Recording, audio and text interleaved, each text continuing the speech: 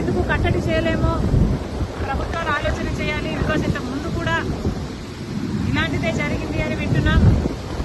ఈసారి అయితే వచ్చిన ఫోర్స్కి బీమ్స్ కూడా దెబ్బతిన్నాయి. ఇది సామాన్యమైన దెబ్బ కాదు. ఇంత హిస్టారికల్ బ్యారేజ్, ప్రకాశం బ్యారేజ్కి ఇంత పెద్ద దెబ్బ తగిలింది అంటే దీన్ని చాలా సీరియస్గా తీసుకోవాల్సిన అవసరం ఉంది. కఠినంగా శిక్షించకపోతే, పెనాల్టీ పెద్దగా లేకపోతే మళ్ళీ మళ్ళీ జరిగే అవకాశం ఉంది. కాబట్టి ఇది చాలా సీరియస్గా తీసుకోవాల్సిన అవసరం ఉంది. అంతేకాకుండా యాజ్ సూన్ యాజ్ పాసిబుల్ మరమ్మతులు కూడా చేయాల్సిన అవసరం ఉంది. గత ప్రభుత్వం, జగన్మోహన్ రెడ్డి గారి ప్రభుత్వం కనీసం ఎన్నో ప్రాజెక్టులకు కనీసం యాన్యువల్ మెయింటెనెన్స్ కూడా చేయలేదు.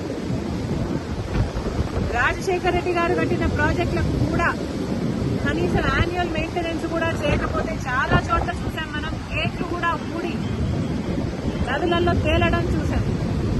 అలాంటి పరిస్థితులు రాకుండా ఈ ఒక్క బ్యారేజ్కే కాదు, మిగతా ప్రాజెక్టులు అన్నీ కూడా రాష్ట్రంలో ఎక్కడెక్కడ ఏమేమి అవసరాలు ఉన్నాయో ముఖ్యమంత్రి దృష్టి పెట్టాల్సిన అవసరం ఉంది.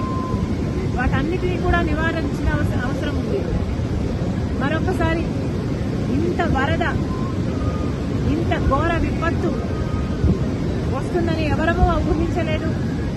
కానీ రెయినీ సీజన్ అంటేనే రెయిన్స్ వచ్చే సీజన్ కాబట్టి వీలైనంత వరకు ప్రికాషనరీగా ముందుకు ముందే ప్రభుత్వాలు, అధికారులు ఆలోచన చేసి డ్యామేజ్ కంట్రోల్ మోడ్లోనే రెయినీ సీజన్ మొదలు నుంచి ఉండాలని కాంగ్రెస్ పార్టీ కోరుతుంది.